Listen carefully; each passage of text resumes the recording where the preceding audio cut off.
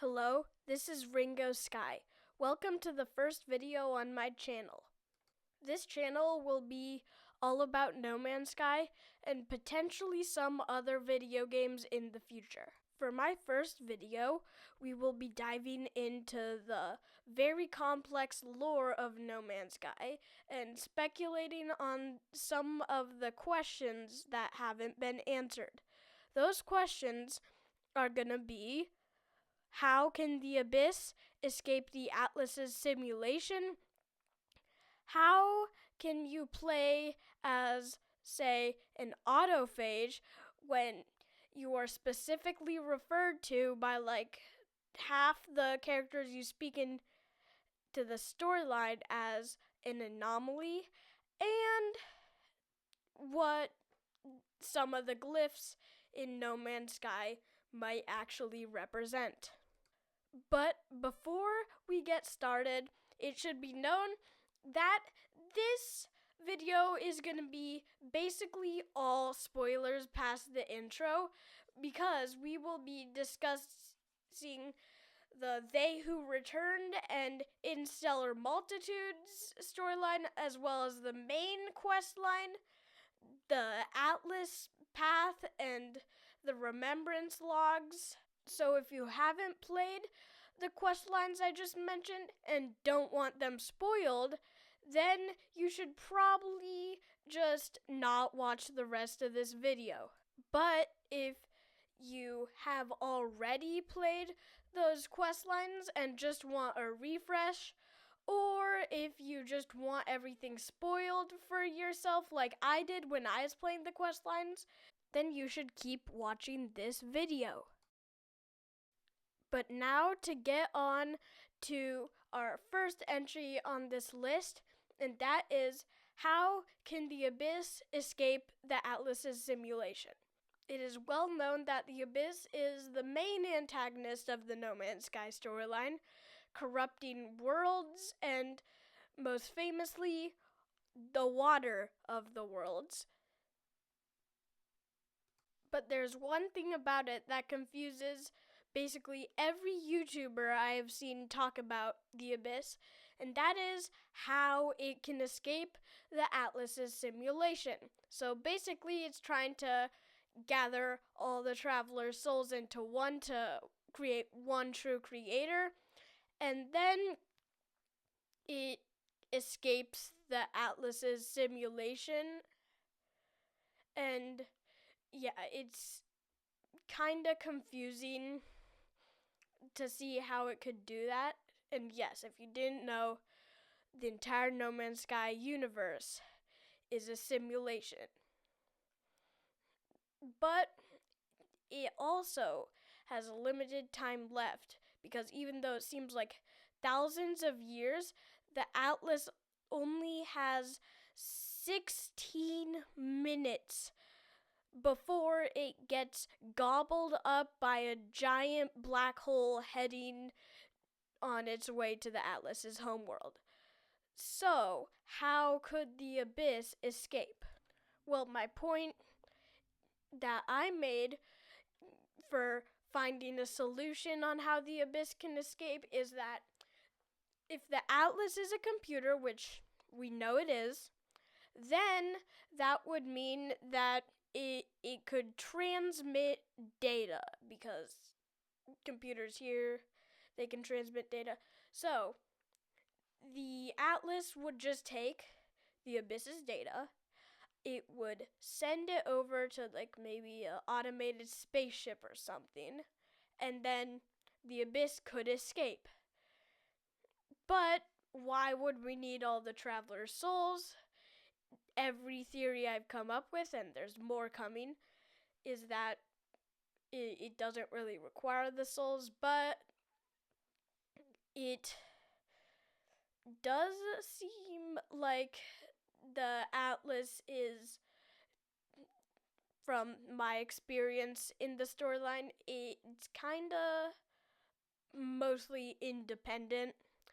And if the Abyss was to create one true creator, I'm guessing that it would be just to convince the Atlas, because the Atlas and the Abyss don't really like each other. I mean, the Abyss was once Korvax Prime, which was like the Atlas's favorite planet or whatever, but the Atlas let Korvax Prime be destroyed, so yeah, so the Abyss has kind of got an axe to grind with the Atlas,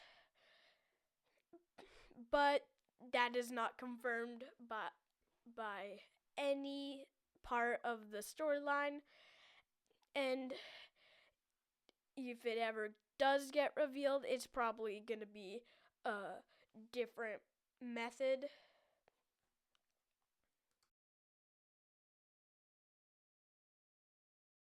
But I have also come up with one more way that the Abyss could survive.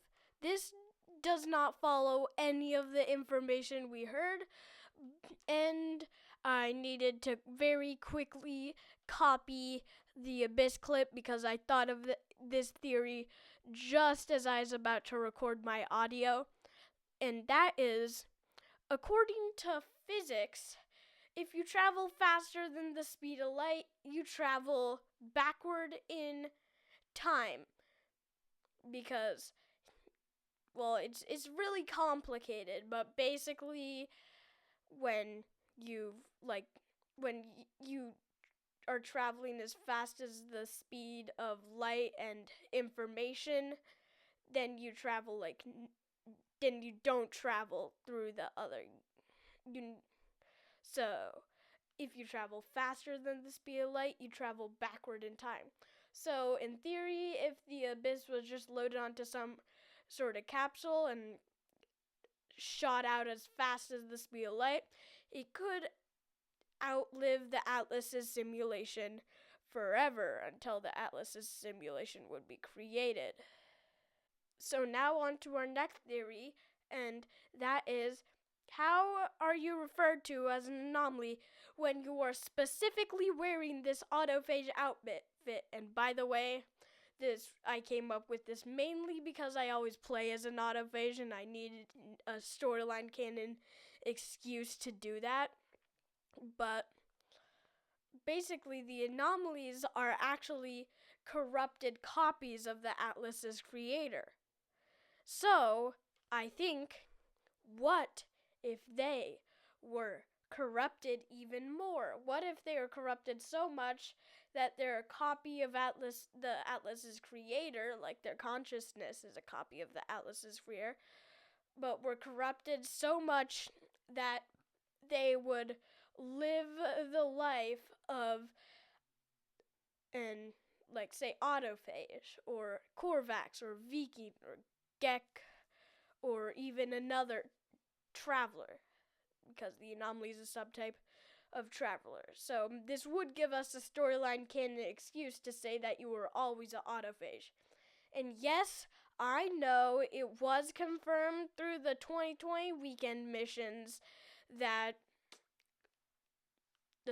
when you go through the appearance modifier, it's holographic visual change, but I mean, come on. It's just a lot better to just think that you were always an autophage, because, well, maybe this is just me stretching this too far because I love playing as an autophage. But which one do you think is true?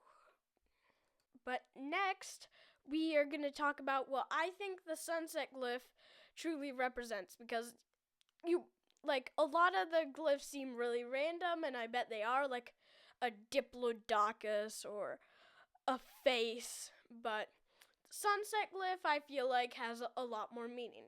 First of all, if you go through a portal when you just entered sunset 12 times, well, it's going to say it's corrupted, so then it'll send you to a certain spot in the galaxy.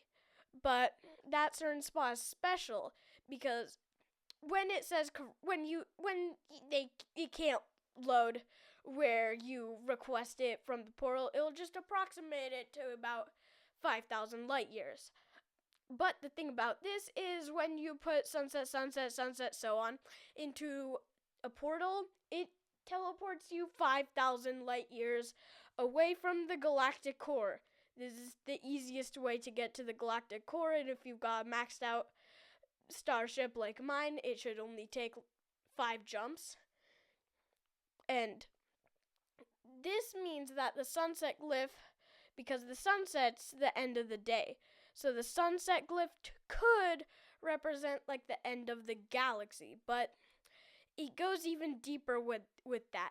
Because when you're in the final stage of the main storyline, you're about to be teleported to the Atlas during the purge, it shows you a countdown.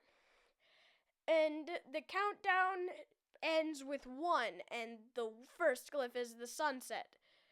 And this also is kind of significant because the Atlas has 16 minutes left to live, and that sunset might represent the end of the Atlas's life, and also the end of your journey with Artemis and Apollo and Null and 60 hours of grinding.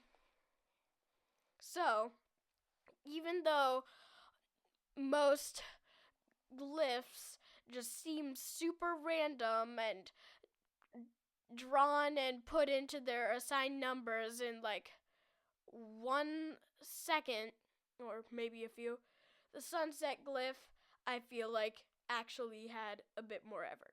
Or maybe all of them have symbolism. I don't know. I can't find any others that seem to have symbolism. Thank you so much for watching this video and sticking around to the end. It means so much to me.